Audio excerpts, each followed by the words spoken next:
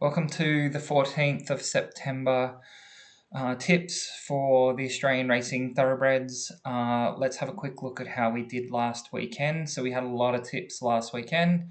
For those where we stuck to the actual tips, we ended up with $6.46 on a $30 liability, which is a fairly good result. Had we not stuck to the odds and just taken all of them, we would have gone, just making sure I got this right, we would have gone and made a profit of 11.8, so $11.80 off the $30 liability. Now that takes our total tips that have not been scratched or abandoned up to 371, with 210 of those hitting the under the odds that we wanted for the lays. For those under the odds, we've made $28.05 on a $30 liability. And for those where we've just ignored the odds, basically just taken all the tips regardless, we've got $56.54. That's assuming that you pay a 7% commission, which generally, if you're doing this, you'll be paying a bit less. But I just prefer to record that, as it's a fairly blanket, easy way to ensure that everyone is being treated the same when you look at the results.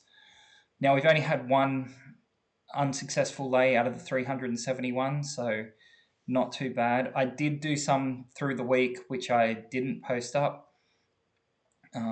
Midweek is a little bit different to the weekend, but went through, I hit about 40 selections on over 2 days that I did it. I think it was Wednesday and Friday. So let's jump into today's selections and see what we've got. Okay, so there's nothing at Gold Coast. I just couldn't find anything there, so I'll just take that one out.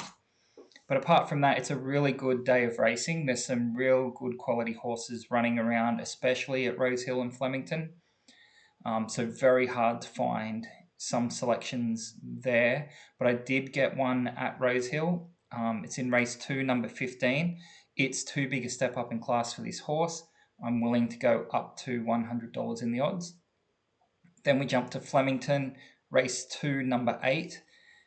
It's not good enough against the horses in that race that are in form. It's not in form, so that's why I've gone for that. I've said take that up to $60.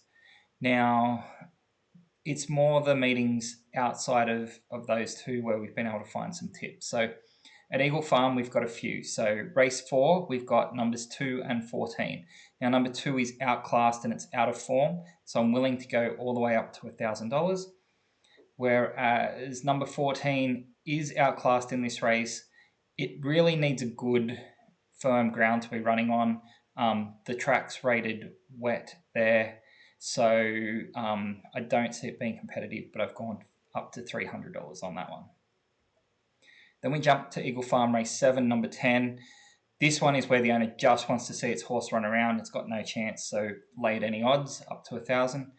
And Eagle Farm race 8, number 9. It's unrealistic for this horse to even be in this race. Again, it's just probably an owner that just wants to get their horse out there running. Could just be a fitness run by the trainer. Willing to go up to the $1,000 odds on that horse as well. Then in South Australia at Morphettville, we've got race 4, number 13. It's the first run back for this horse. It had a first run back. It wasn't very impressive in that run, and it should be outclassed in this race. So I'm willing to go to $80. Morphettville race 5, I've got 2 selections. Number 6 is struggling the last 6 months, or last 12 months actually. So willing to risk that up to 120. And number 13, the fitness run, really is, this is a fitness run for it. It wants a longer distance, so I'm willing to go up to 80. It's got a bit more class than these horses, but not at this distance.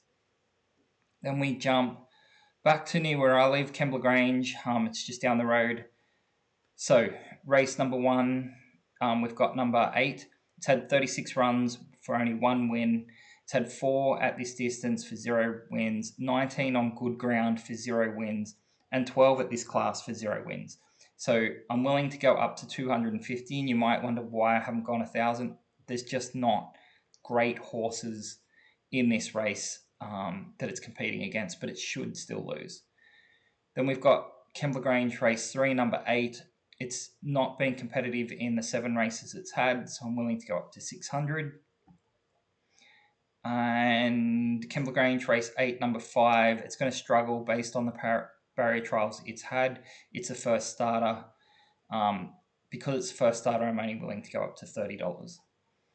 Then we jump out to Griffith, where there's some really poor quality horses running, but there's so many poor quality horses, I could not find some lays that made sense. Even when they look like good lays, I couldn't find a winner in the races. So we've only got race 1, number 6. It runs at the back of the field. It's unlikely based on the ratings for this race, but it is a poor race. So if you want to be safe, you'd probably avoid that race, but I'm willing to risk it up to the $30 odds.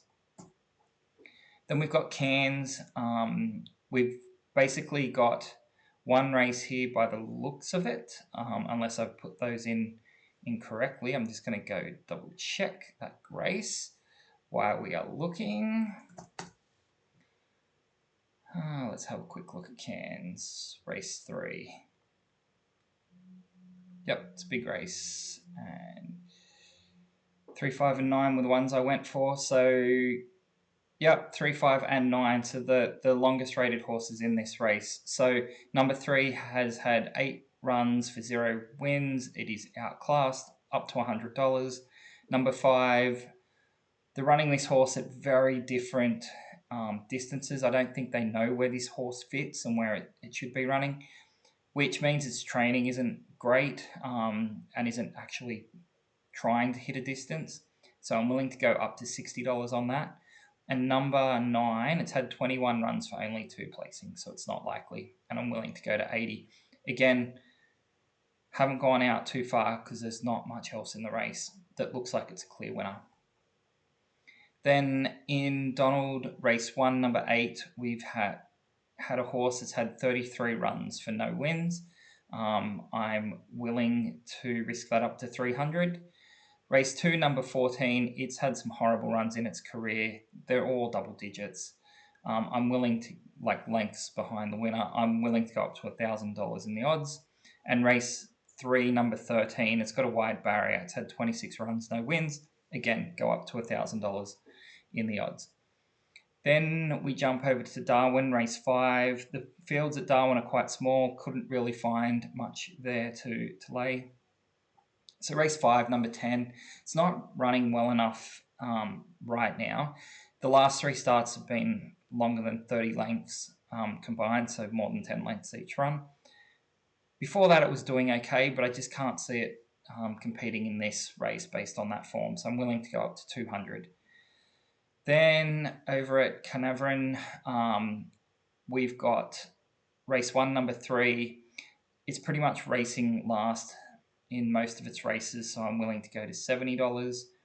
Race 4, I've got numbers 7 and 8. Number 7 has had 10 starts this year for 0 placings. It did do better in its early in its career, but not lately. So I'm willing to go up to 500 on that.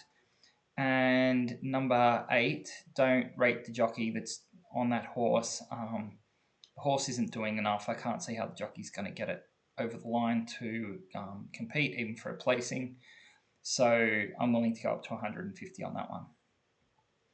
Then over in WA Belmont, only the one, we've got race 5, number 10. It's outclassed and it's not running well enough to win this race. So I'm willing to go up to 1,000. And then the last 2 races of the day, Toowoomba race 6, number 11, is outclassed. It's not good at this distance. I'm willing to go up to $50. Again, not much else in the race that can win. It's just the worst horse. And Toowoomba race 7, number 6, it's had 21 starts for 0 placings.